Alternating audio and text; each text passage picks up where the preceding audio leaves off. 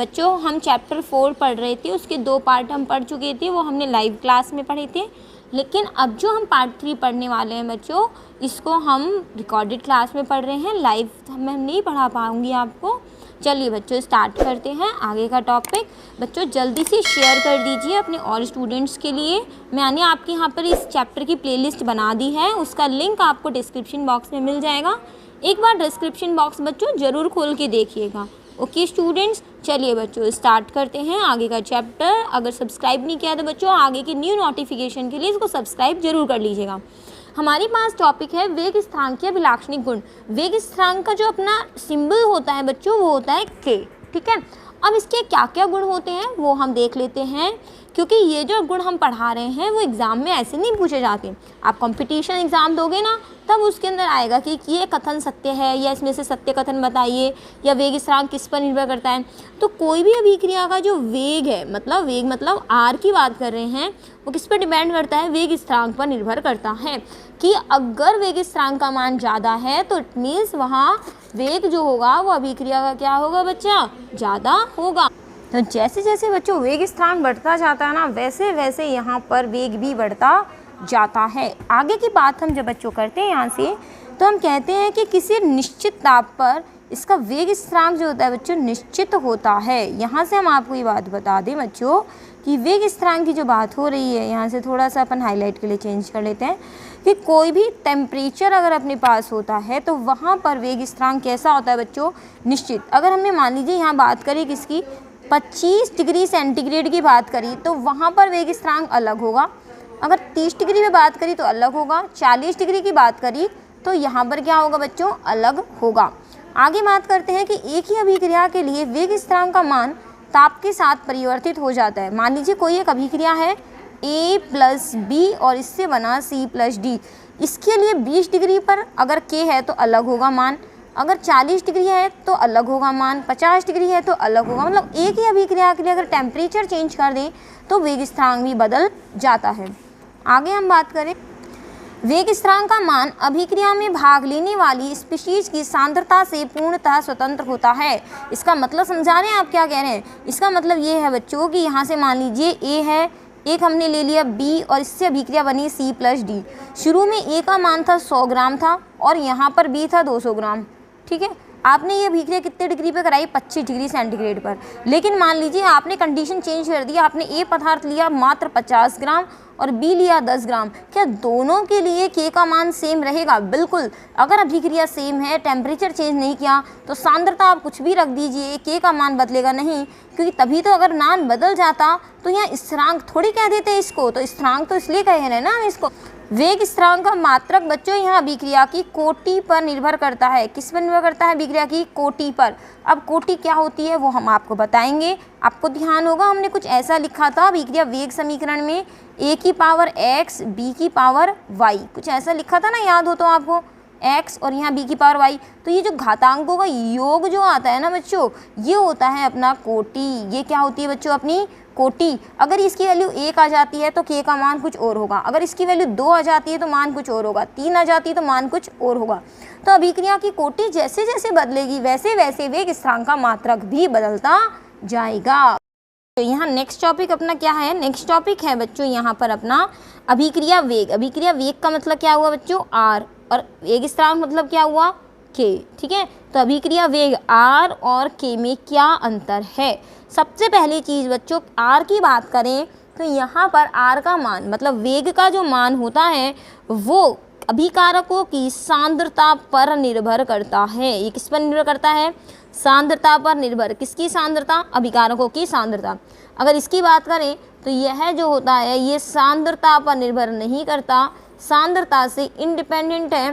तो अपन लिख सकते हैं सांद्रता पर निर्भर नहीं करता।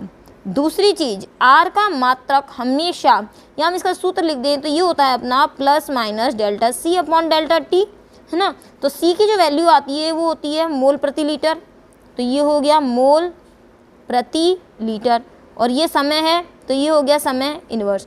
तो यहाँ पर हम बात करें तो R का मात्रक ये होता है, जबकि K का जो मात्रक होता है ये किस पर निर्भर करेगा? कोटि पर निर्भर करेगा, कि कोटि अगर अलग है तो ये मात्रक अलग होगा। तीसरी बात हम यहाँ पर बात करें तो यहाँ जो टेम्परेचर है, एक सेकंड, के का मान जो होता है वो तापमान के साथ बदलता रहता है बच्चों। और क्या बात करें, अभिक्रिया जो होती है इसका वेग शुरू में क्या होता है बच्चों, अधिक होता है, शुरू में अधिक, और ताप समय बढ़ने के साथ घटता जाता है। तो समय के साथ क्या होता है बच्चों, ये मान घटता है, समय के साथ मान घटता है। जबकि यहाँ पर संपूर्ण अभिक्रिया में मान कैसा बना रहता है, एक समान बना रहता है। अगर शुरू में के का मान 2 × 10⁻³ है तो यह लास्ट में भी इतना ही प्राप्त होगा, समय के साथ घटेगा नहीं। तो पहली चीज़ क्या हो गई, सांद्रता पर निर्भर, दूसरी चीज़ क्या हो गई, मात्रक, तीसरी चीज़ क्या होगी, समय के साथ घटने वाली। ठीक है बच्चों, तो ये वाली चीज़ अपन ने यहाँ से पॉसिबल कर ली है यहाँ से बच्चों। ठीक है, चलो इसको हटा देते हैं हम अपन यहाँ से। देखिए स्टूडेंट्स, यहाँ से अपना वापस से देख लीजिएगा यहाँ पे कि यहाँ पर अभिक्रिया वेग और वेग स्थिरांक में बच्चों क्या अंतर है। जो हमने बोले वही चीज़ यहाँ से है। यहाँ पर अपन एक एक चीज़ को डार्क करते चलते हैं। मोलर सांद्रताओं पर निर्भर करता है, यह मोलर सांद्रताओं पर निर्भर नहीं करता है। इसका मात्रक जो होता है वहाँ पर क्या रहता है, मोल प्रति लीटर समय इन्वर्स रहता है। यहाँ पर किस पर निर्भर करता है, कोटि पर निर्भर करता है। शुरू होने के साथ समय के साथ क्या होता है बच्चों, घटता है। यह क्या होता है, ये स्थिर बना रहता है। तो ये वाली चीज़ अपने पास आ गई बच्चों। चलिए अब आगे का टॉपिक देख लेते हैं, वो क्या है आगे का टॉपिक अपना। ये अपना टॉपिक है आगे का कि अभिक्रिया की अणुसंख्यता क्या चीज़ होती है। अभिक्रिया की अणुसंख्यता इंग्लिश में कहते हैं बच्चों इसको मॉलिक्यूलैरिटी। प्राथमिक अभिक्रिया में भाग लेने वाले अभिक्रिया के अणु परमाणु आयनों की संख्या जो होती है यह अणुसंख्यता कहलाती है। क्या कहलाती है बच्चों, अणुसंख्यता कहलाती है।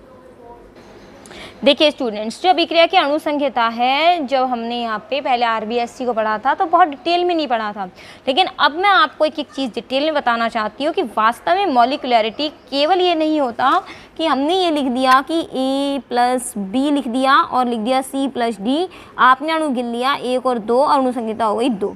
नहीं बच्चों, बहुत सारी चीज़ें इस पर निर्भर करती हैं। ठीक है, तो यहाँ पर एक शब्द आया बच्चों, प्राथमिक अभिक्रिया में भाग लेने वाले। प्राथमिक शब्द क्यों पढ़ा है बच्चों, अभिक्रिया होती है बेटा 2 प्रकार की, एक होती है हमारे पास सरल और एक होती है जटिल। सरल और जटिल क्या होती हैं, सरल जटिल अभिक्रिया में अंतर क्या है, जब अभिक्रिया में अणु की संख्या ज़्यादा होती है, बहुत सारे अणु भाग लेते हैं, तो अभिक्रिया एक पद में नहीं होती। ये अभिक्रिया जो होती हैं वो एक से अधिक पदों में होती हैं, इसीलिए इन्हें जटिल अभिक्रिया कहते हैं और ये एक पद में होती हैं। दूसरी चीज़ हम यहाँ से बता दें, अणुसंख्यता अधिकतम जो हो सकती है या अणुसंख्यता ज़्यादा से ज़्यादा हम 3 तक की बात करते हैं। 1 हो सकती है, 2 हो सकती है, 3 हो सकती है। मैंने अभी आपको बताया ना, जैसे मान लीजिए ये हमने लिखा है H2+Cl2, तो यहाँ कितने अणु भाग ले रहे हैं, 1 और 2 अणु कितने हुए, यहाँ पे 2 अणु भाग ले रहे हैं, अणुसंख्यता कितनी हुई, 3। सामान्यतः ये अणुसंख्यता केवल हम इतनी ही मानते हैं कि अणुओं की संख्यता यहाँ 3 हो सकती है। ऐसा क्यों, हमने क्यों नहीं कह दिया 4, 5, 6, 7, 8, 9, 10 तक भी हो सकती है। अगर वास्तव में इतने ही अणु हो तो हम अणुसंख्यता को कितना लेंगे, देखिए यहाँ से निर्भर हम कहते हैं यहाँ पे, जैसे अभी देखो हम यहाँ से एग्जाम्पल लेते हैं। यहाँ से क्या एग्जाम्पल हम ले रहे हैं वो चीज़ यहाँ से नोट कीजिएगा कि इसका मान, एक तो ये लाइन लिख लो, इसका मान सदैव पूर्णांक होता है। कैसा होता है, इंटीजर होता है, वैल्यू इंटीजर आती है, पूरे अंकों में आती है। इसका मान सदैव, और ये कंपटीशन वाले बच्चों के लिए बहुत ही अच्छी चीज़ है, अच्छे से पढ़ना। यही चीज़ें होती हैं जो अपने को कंपटीशन क्लियर करा देती हैं। एक एक लाइन को अच्छी तरह पढ़ना, ग्रैप करके पढ़ना। ठीक है, चलिए जैसे क्रमशः हम लिख सकते हैं यहाँ पे, क्रमशः 1, 2, 3 इस तरह से, है ना, एक अणु, द्विअणु, त्रिअणु। आगे देखिए यहाँ से NH4 NO2, तो यहाँ से बनने वाली चीज़ क्या है, N2+H2O। कितने अणु भाग ले रहे हैं, 1, तो अणुसंख्यता कितनी हो गई बच्चों, 1 हो गई। अगर आपने कहा H2+I2 तो कितने अणु भाग ले रहे हैं, देखिए 1 और ये 2, तो कितनी हो गई बच्चों, 2 हो गई यहाँ से। अगर आप कहते हैं यहाँ से 3KClO, पोटेशियम क्लोरेट जो है इसको हमने तोड़ दिया, तो KClO3 प्लस क्या बन गया, 2KCl बन गया, तो अणुसंख्यता कितनी हो गई, 3। लेकिन बच्चों 3 से ज़्यादा विन्यास संभव नहीं है। क्या नहीं है, क्योंकि जब अणुओं से उत्पाद बनता है तो बच्चों क्या होता है, अणु आपस में क्या करते हैं, टक्कर करते हैं। अब 3 वाले तो इजीली टकरा जाते हैं, लेकिन अगर संख्या 3 से ज़्यादा बढ़ने लगती है, अणुओं की संख्या बहुत ज़्यादा होने लगती है, तो इनमें टक्करों की जो संभावना है प्रॉपर विन्यास में वो ख़त्म होने लग जाती है, इसीलिए प्रोडक्ट आसानी से नहीं बन पाता। समझ में आई आपको? तो 3 से ज़्यादा यहाँ अणुसंख्यता नहीं पाई जाती। तो अगर सरल अभिक्रिया होती है तो आणविकता बैलेंस जब रिएक्शन करते हैं तो उतनी हो जाती है, लेकिन जटिल अभिक्रियाओं में आगे लिख लें हम, किस तरह से लिखेंगे, जटिल अभिक्रिया मतलब कॉम्प्लेक्स जो रिएक्शन होती है बच्चों यहाँ पे, कि जटिल अभिक्रियाएं जिनमें 3 से अधिक, अब देखो बच्चों इसमें से भी हम दे रहे हैं, मैंने आपसे पहले बोल दिया 3 से ज़्यादा नहीं मान जाती। क्यों नहीं मान जाती? क्योंकि उचित विन्यास नहीं हो पाता है। 3 से अधिक अभिकारक अणु उपस्थित होते हैं, 3 से अधिक अभिकारक अणु उपस्थित होते हैं तो सामान्यतः 1 से अधिक पद में होती है। देखिए स्टूडेंट्स, यहाँ से हमने एक अभिक्रिया लिखी, इस अभिक्रिया में आप देख रहे हो अणुसंख्यता कितनी है बच्चों, यहाँ से 10 है, लेकिन क्या 10 ही अणुसंख्यता होगी वास्तव में?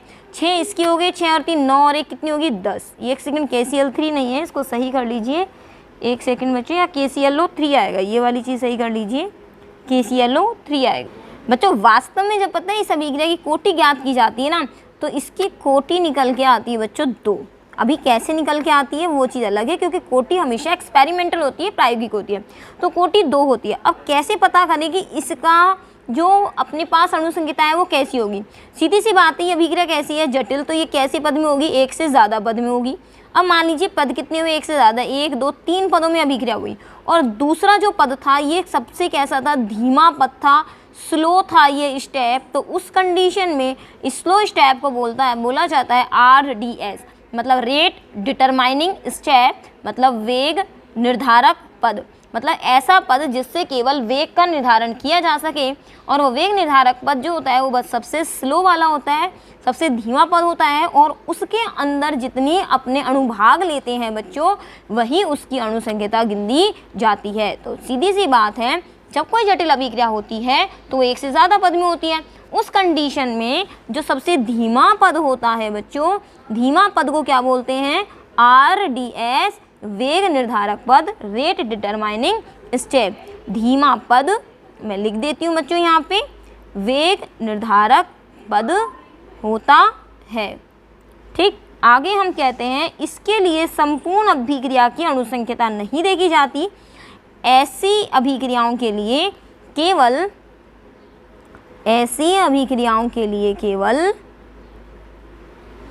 RDS की अणुसंख्यता देखी जाती है, मतलब उस पद में कितने अणुभाग ले रहे हैं। देखिए बच्चों, टॉपिक क्या है, ऑर्डर ऑफ रिएक्शन, अभिक्रिया की कोटि। आपको परिभाषा थोड़ी कठिन लग सकती है, हम एक एक चीज़ को लेके चलेंगे। कोई अभिक्रिया, ये क्या लिखा है बच्चों, कोसी अभिक्रिया में, मतलब ये आपके सामने अभिक्रिया लिखी हुई है, इसकी क्या लिखे हम, वेग समीकरण। चलिए वेग समीकरण लिखते हैं। वेग समीकरण कैसे लिखी जाती है, R बराबर K, सांद्रता इसमें A और B की है, तो ये A और ये B। किसकी कोटि होगी ये हमें नहीं पता, ये पहली होगी दूसरी होगी, हमने इसको x मान लिया, उसको क्या मान लिया, y। ये x और y जो है वो A और B की इक्वल हो भी सकते हैं और नहीं भी जरूरी नहीं है। तो यहाँ तक सॉल्व कर लिया अपन ने कि किसी अभिक्रिया की वेग समीकरण सॉल्व कर लिया हमने यहाँ से। अब इसके बाद कहता है कि इसकी सांद्रता पद कौन कौन से बच्चों, A और B, इनके घातांक कौन कौन से, x और y। x और y का क्या करना है बच्चों, योग करना है, x और y का योग। अभिक्रिया क्या कहलाती है, कोटि। कोटि को किससे प्रदर्शित करते हैं, n से। तो हमने कह दिया किसी अभिक्रिया की वेग समीकरण में, देखिए ये कोई अभिक्रिया की वेग समीकरण है, इसमें अभिक्रिया में वेग समीकरण में, ठीक है, सांद्रता पदों की घातों का, ये सांद्रता पद है, इनकी घात x और y का योग क्या कहलाता है, कोटि कहलाता है। तो ये समझ में आ गया आपको कोटि हमने कैसे निकाल ली यहाँ पे। तो ये n जो होती है बच्चों, इसके नीचे लिख लीजिए, n बराबर क्या होती है, अभिक्रिया की कोटि होती है। ये चीज़ ध्यान रखना बच्चों, अभिक्रिया की कोटि को हम अभिक्रिया को देखकर नहीं बता सकते हैं। अभिक्रिया की कोटि हमेशा कैसे निकाली जाती है, यह सैद्धांतिक नहीं होती, प्रायोगिक होती है, मतलब प्रयोगों पर निर्भर करती है। ठीक है स्टूडेंट्स, अब यहाँ पर अपने पास कैसे निकालेंगे यहाँ पर अभिक्रिया की कोटि को, हम एक एग्जाम्पल ले लेते हैं, क्योंकि पूरे तरीके से सॉल्व करवा रहे हैं। जिन बच्चों ने एनसीईआरटी नहीं पढ़ी है और एनसीईआरटी पढ़ रहे हैं तो ये वाली चीज़ कंपटीशन के लिए बहुत ही मतलब इम्पॉर्टेंट है। आरबीएससी में इतना नहीं था, एनसीईआरटी में थोड़ा एक्स्ट्रा है बच्चों। ठीक है, अब यहाँ पर हम बात करें आगे क्या है, एग्जाम्पल ले लेते हैं यहाँ से। एग्जाम्पल नंबर 1, मान लीजिए कोई हमारे पास ऐसा एग्जाम्पल आ जाता है 2N2O और यहाँ मिलती है 2N2 + O2। इसकी मैकेनिज़्म आपको दी जाती है कि इसकी मैकेनिज़्म जो है वो ये है। चलिए मैकेनिज़्म लिख लेते हैं यहाँ से। ये जो N2O है, पहले यहाँ पर ये स्लो स्टेप में क्या हो रहा है, N2 और प्लस क्या बना रहा है, O बना रहा है।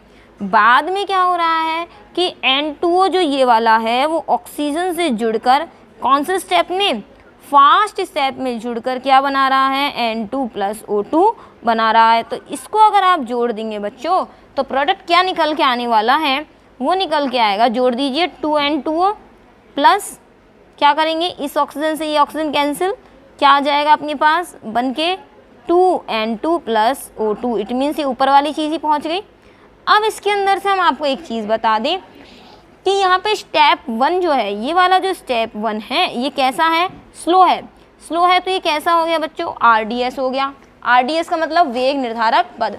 अगर कोई स्टेप फास्ट होता है तो हम कैसे पता करेंगे कि कितनी जल्दी ख़त्म हुआ रिएक्टेंट, लेकिन अगर धीरे है तो धीरे धीरे ख़त्म हो रहा है, तो धीरे धीरे के हिसाब से हम निकाल सकते हैं कितनी देर में कितना ख़त्म हो गया है यहाँ पे।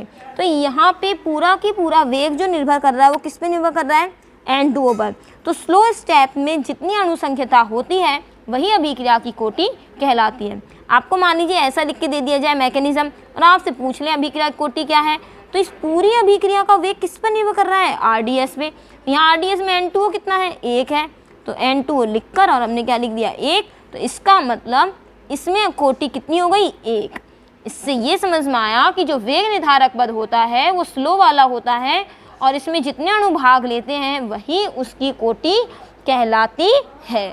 ठीक है बच्चों, अगर अगला एग्जाम्पल हम देखें वो है क्षारीय माध्यम में आयोडाइड आयन की उपस्थिति में H2O2 का विघटन। आइए दूसरा एग्जाम्पल देखते हैं। देखिए स्टूडेंट्स, ये अपना एग्जाम्पल है कि आयोडाइड आयन की उपस्थिति में H2O2 का क्या करना है, हमें विघटन करना है। ये अपनी मेन रिएक्शन है। अब इसकी मैं आपको लिखवाती हूँ मैकेनिज्म कि ये कैसे होती है। बच्चों ये मैकेनिज्म से हमें ये पता लगता है कि वास्तव में अभिक्रिया जो है वो कैसे हो रही है और यहाँ पर कौन सा पद RDS है, धीमा कौन सा है। अब इसके अंदर जो फर्स्ट स्टेप है ना बच्चों, ये स्लो होता है। ये स्लो होने के बाद देखो रिएक्शन कैसे होती है, इसके अंदर से एक ऑक्सीजन निकला जो अपना किससे जुड़ गया, आयोडाइड आयन से, क्या बन गया, IO-। अब इसके बाद वापस ये H2O2 जो है, क्या 2 मॉलिक्यूल थे ना, एक ने आयोडाइड आयन से की, दूसरे ने IO- से जब रिएक्शन करी यहाँ पे तो फिर से क्या बन गया, H2O + O2 + I-। अब जो बचा वो सब लिख दीजिए यहाँ से बच्चों, देखिए। और ये स्टेप कौन सा है, फास्ट। आप तुरंत समझ गए ये रिएक्शन जो है यहाँ पर ये इसका RDS होगा यहाँ पर। तो इसका मतलब अगर ये RDS हुआ तो इस कंडीशन में इसका अपने पास टोटल रिएक्शन क्या बैठेगी वो देख लीजिए, 2H2O2। बाकी चीज़ें तो कैंसिल हो जाने वाली है ना यहाँ पे, I- IO-। जो बचता है वो देख लीजिए 2H2O + O2। लेकिन अगर अब इस अभिक्रिया का हमारे पास वेग लिखना होगा तो वो किससे लिखेंगे, वो यहाँ से लिखेंगे, R = K H2O2 की पावर 1 और I- की पावर 1। क्यों लिखा 1-1, क्योंकि यहाँ भी 1 मान सकते हो, यहाँ भी 1 मान सकते हो। क्योंकि हमने अभिक्रिया की मैकेनिज्म देख ली इसलिए हम लिख पाए। अगर मैकेनिज्म नहीं होती तो यहाँ पर डेफिनेटली जो आप देते वो यहाँ से देते और हमें नहीं पता चलता कि आयोडाइड आयन भी क्या यहाँ पर वेग समीकरण में आएगा।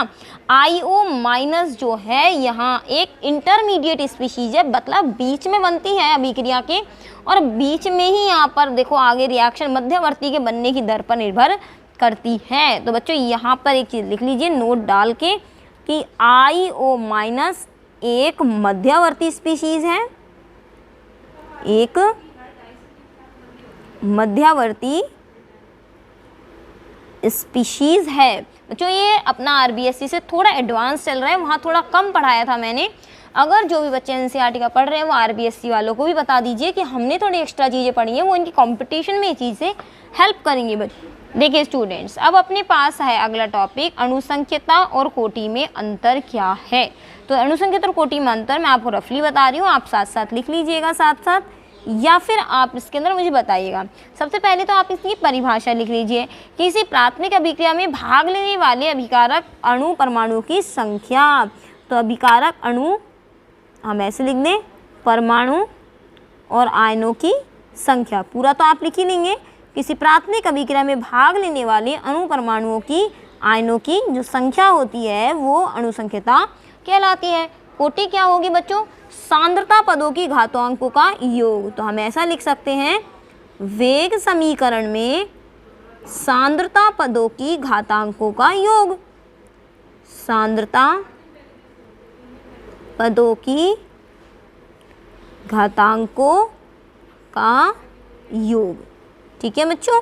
दूसरी चीज़, आणविकता जो होती है बच्चों ये कैसी होती है, सैद्धांतिक होती है, अभिक्रिया को देखकर पहचानी जा सकती है। मैंने लिखा A+B C+D, तो आप कह देंगे 2 अणुओं ने भाग लिया तो आणविकता कितनी हो गई, 2। लेकिन कोटि का मान कैसा होता है बच्चों, प्रायोगिक होता है, प्रायोगिक रूप से निकाला जा सकता है। यहाँ लिखेंगे अणुसंख्यता 0 नहीं हो सकती, मतलब अणु भाग लेने वाले अणुओं की संख्या कभी भी 0 नहीं होती, लेकिन कोटि का मान 0 हो सकता है। इसका मतलब यहाँ पर मान 0 आ सकता है। अब ऐसा थोड़ी हो जाएगा कि अणुओं की भाग लेने वाले अणुओं की संख्या ही 0 हो जाएगी, ऐसा तो नहीं हो सकता, है ना। जो अणुसंख्यता होती है बच्चों यह पूर्णांक होती है। कैसी होती है, यह पूर्णांक होती है, मतलब यहाँ पर वैल्यू 1 2 3 ऐसे होती है, जबकि यह भिन्नात्मक भी हो सकती है। भिन्नात्मक का मतलब क्या हुआ बच्चों, लिख देते हैं हम, भिन्न में भी हो सकती है। यहाँ पर मतलब ये 1/2 3/2 ऐसे हो सकते हैं यहाँ पर। ठीक है, अब आगे हम देखते हैं यहाँ पर कि आणविकता से अभिक्रिया की क्रियाविधि का पता नहीं चलता बच्चों, कि यहाँ से क्रियाविधि का पता नहीं चलेगा कि अणु की संख्या भाग लेने से हमें पता चल जाए यहाँ पर कि क्रियाविधि का, लेकिन कोटि से क्रियाविधि का पता लगता है। आणविकता जो होती है ये केवल प्राथमिक अभिक्रियाओं पर लागू होती है। सारे अंतर लिखवा रही हूँ मैं आपको, यह केवल प्राथमिक अभिक्रिया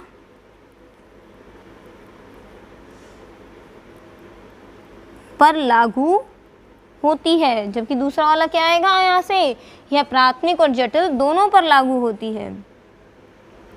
यह प्राथमिक, काफ़ी सारे अंतर लिखवा दिए हैं बच्चों मैंने आपको।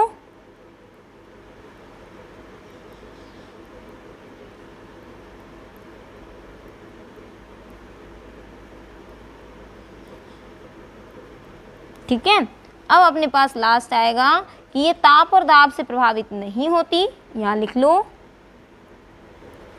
ताप व दाब से अप्रभावित, और ये ताप और दाब से प्रभावित हो जाती है, चेंज हो सकती है। लिखिए, ताप व दाब द्वारा प्रभावित। चलिए, ये सारी चीज़ें हमने यहाँ से लिख ली बच्चों, है ना। इसको आप ओपन कर लेते हैं। देखो ये सारी चीज़ें अपने पास है कि क्या क्या अंतर है। चलिए अब मिलते हैं बच्चों नेक्स्ट क्लास में। आज का टॉपिक यहीं क्लोज करते हैं। कल पढ़ेंगे कोटि याद करने की विधियाँ कौन कौन सी हैं। तब तक बच्चों जल्दी से शेयर कर दीजिए व्हाट्सएप ग्रुप पे, आपके फेसबुक, इंस्टाग्राम, जहाँ जहाँ बच्चों शेयर कर सकते हैं फटाफट शेयर कर दीजिए, ताकि इस चैनल पे अपने जल्दी से जल्दी और चीज़ें करने के लिए मोटिवेट हो सके। चलिए स्टूडेंट्स, मिलते हैं कल की क्लास में। Bye bye.